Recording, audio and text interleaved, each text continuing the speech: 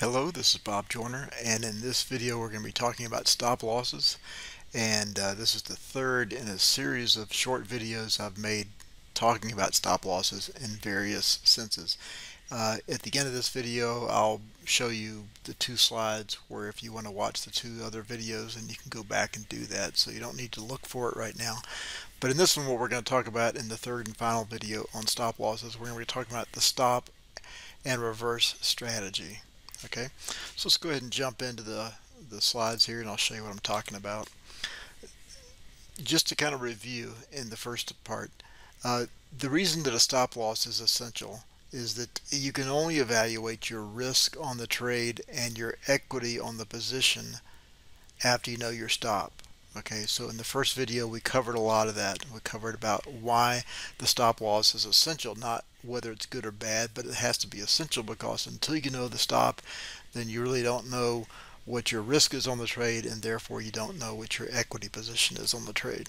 And we drew this little diagram here where the further away your entry is from that stop line, then the greater your risk, and therefore the less equity that you would use on the trade. In the second video, we talked more about the basis for the trade, and the reason you need to know that, and the reason you need to know the basis for the trade, is that you cannot know your stop until you know the basis for the trade. So the basis for the trade is often the basis for the stop, and that's how you visualize, and that's how you stay on top of the trade and see, is this working like I thought it was going to or not? Because every trade is not going to work out, obviously. So in this third video, the reason that you do a stop and reverse, there are many reasons, but one of the big ones is that you can often recoup your loss on the original trade by seeing and acting on the reverse qualification. Now it's a little bit difficult to be real specific about this, because traders have many different strategies. There's hundreds or thousands of different strategies that a trader can implement. But what's important is that you've clearly defined those strategies in every way possible, that you've got real clarity about what the basis for the trade is, because then you can know what the basis for your stop is, and then you can kind of look at the chart in an upside down fashion and ask the question, well, is it now actually reversed to the downside? But what often happens is that traders often do one of two things. Either they don't set the stop and therefore they just let it run against them, or they add to the trade, or the opposite, which is they take the loss on the trade, not realizing that that loss is actually now qualified in the opposite direction. If you would just look at the chart with an open mind and using the same indicators you use for the basis for the trade to start with, that you might now see that it's actually qualified in the reversal, and that you don't have to go anywhere beyond the stock that you're already on, or the currency pair, or whatever you happen to be trading, in order to find your new trade and in order to find profit. So instead of just, well, darn it, I stopped out, and then you go looking for another trade, consider the opposite. Of course, that means that you're open to trading both long and short in the market. Okay. So it had that little symbol just to kind of represent the fact that markets flow. Money flows in the market up and down. And, when you're placing a trade, all you can do is the best that you can do, but also accept the fact that the market is nimble, and therefore you must be nimble, and that things can reverse quickly, and you have to stay open to that. So, for example, in this little line drawing here, let's assume that you see this line of support. It's a directionally bullish line of support, and you're taking the trade as it comes down to the support, because you expect that trend to continue and you expect it to go up. But at some point, at some point on that chart, it could be 3 minutes, it could be 15 hours, depending on what you're trading, that at some point that line of support gets broken and you actually see price going below this area. So the question is, it's not only a loss, but is it actually also a reversal? Okay, to where, yeah, the long didn't work out and you got stopped out with a tiny stop, but is it actually now qualified in the opposite direction? And that's what I'm trying to get you to think about, and try to get you to think defensively, and proactively about when trades go against you is that they can be very powerful setups for your next trade.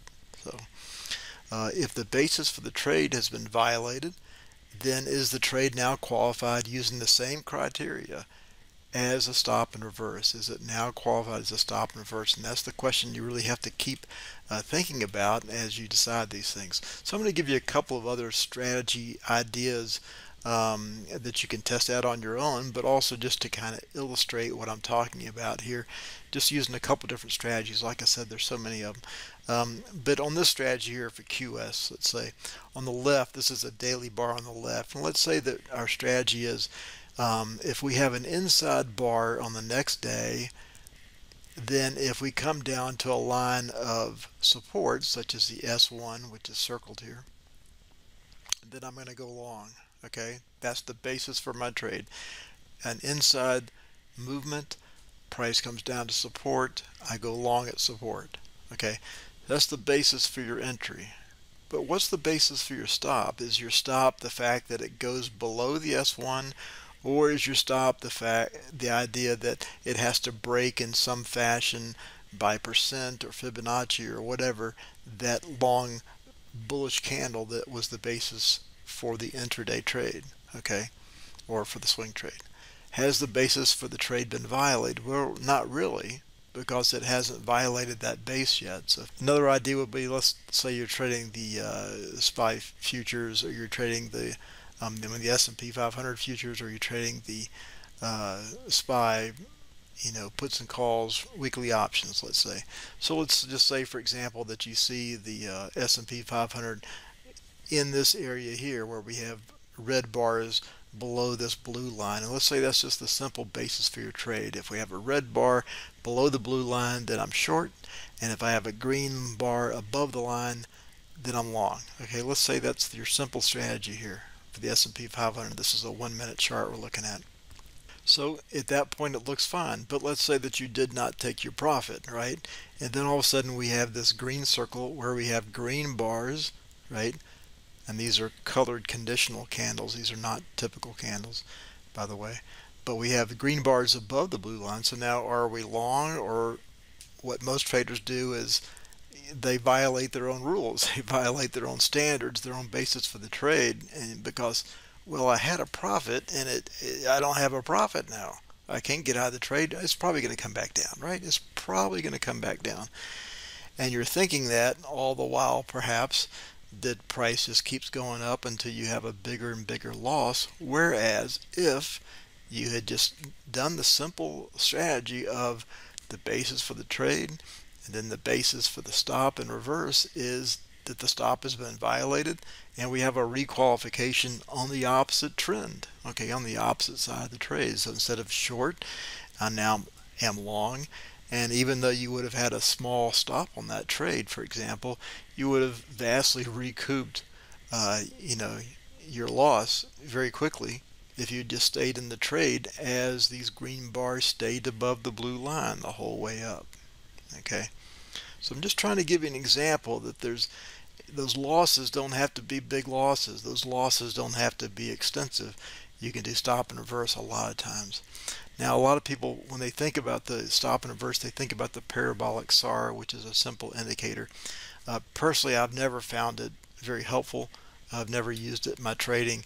I like the idea behind the indicator, because the idea is that at some point trends change. At some point things turn around. So to me, the idea behind the indicator is better than the indicator itself, but it does pinpoint a critical thought, which is exactly what I'm talking about, that your stop can be a stop and reverse. So just, part of the idea of talking about stop and reverse is that it helps you, just thinking in terms of stop and reverse, it helps you stay on top of the chart, helps you stay flexible, helps you critique your trade strategies, helps you visualize and anticipate. Because you can actually, this is what I do, sometimes I'll actually draw a circle on the chart where, well, this is the point where it would violate my basis for the trade, because I know that if it gets inside that little yellow circle or whatever, then I need to reevaluate it pretty quickly, and I probably need to take action and do a reversal. Okay, And just a theory here, but let's say you have a trading strategy where 80% of your trades are winners and 20% of your losers. That's a good strategy. Okay, there's nothing wrong with those odds, right? That's a high probability strategy. On those 20% that don't work out, perhaps 80% of those would have recouped your loss on the trade if you had done a stop and reverse. So instead of even have those 20% losses, then you've recouped your money on those 20% of losses to where 80% of those are now winners. That can make a huge difference in your trading and in your net results, your P&L. Okay.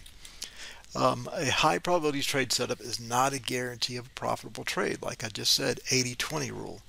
Your strategy simply sets up the probabilities for success. Knowing your stop and knowing your basis for the trade helps you see the trades that are not doing what you expected them to do. We all have them. So you can take the appropriate action to contain your loss. And then acting on that information, you can often recoup the loss of the prior trade by doing a stop and reverse on the exact same symbol. Just reiterating and summarizing what I've already been talking about. So one more example here before I leave you with it. Okay, this is a trade. I'm recording this on the 17th of March 2021. And today we had a pretty volatile stock, IMTX. I never posted an alert for this one in the day trading chat room that I lead because the risk on it was just too great in my view, and it wasn't appropriate for a chat room. But I did talk about it, and this kind of illustrates what I'm saying. Let's say on this one, another strategy idea for you is that if price is above VWAP, which is this dashed blue line here, if price is above VWAP, then I want to be long. Okay.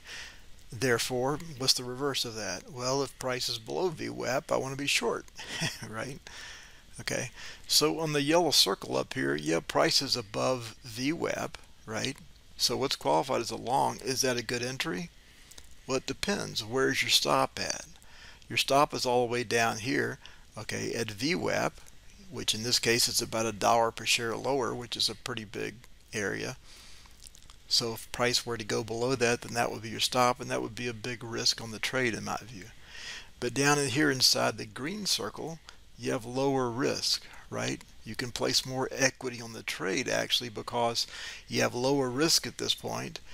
You have lower resistance, a lower distance between price and VWAP, therefore your risk is lower, therefore you can use more equity on the trade, and then if the trade does work out, you've got a nice big move here. So at this point, let's say at whatever point your entry was, when you see what's inside the red circle here, when you see price going below VWAP, and you see especially these red bars going below VWAP, then you have a high probability short setup. Okay, and you could have taken that down quite a ways. So that's the idea behind stop loss, stop and reverse strategy. I hope that's helpful to you. If you haven't watched the other videos, I encourage you to do that. All right, see ya.